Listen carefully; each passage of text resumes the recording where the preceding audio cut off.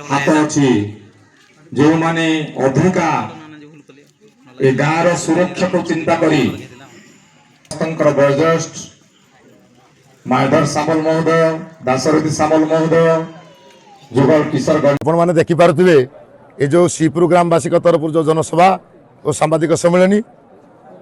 से सांबादिक सम्मेलन आम जनवाक चाहूँ जे आम आज को मासक एवं जिलापाल ठार आरंभ करी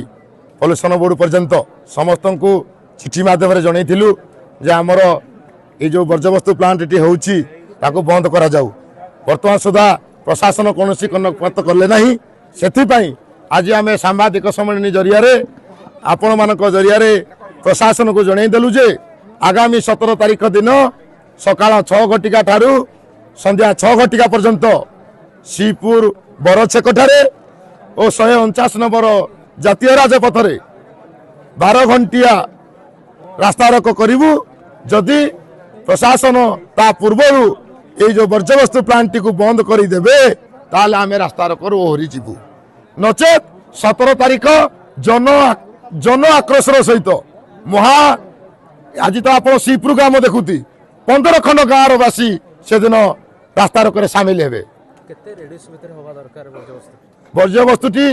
ये जो वर्ज्यवस्तुटी ग्रामर 200 मीटर दूर में गोटे जनजाति बस्ती अच्छी आमर 300 परिवार रोचंती ताकू कंपानी कि प्रशासन न दर्शाई बाली पशी बोली गोटे मौजा आमर अच्छी जो जनबसती मौजा ना ताकू दर्शाई आपण आम डीएफ महोदय को चिठी मध्यम जनईलु डीएफ महोदय डीएफ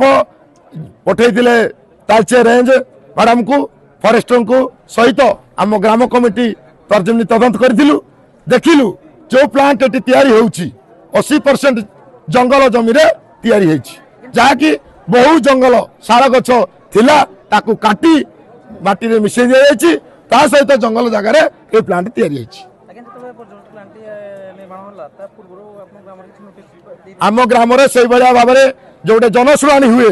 से माइक मध्यम जला जाए जे आज ये वर्ज्यवस्तु प्लांट पाई एक जनशुणी बैठक हम यही भाया कौन प्रकार डाकबाजी जंत्र डका जाए ना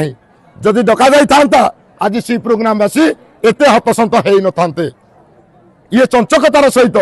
ये जो जनशुणी और ग्राम सभा होती।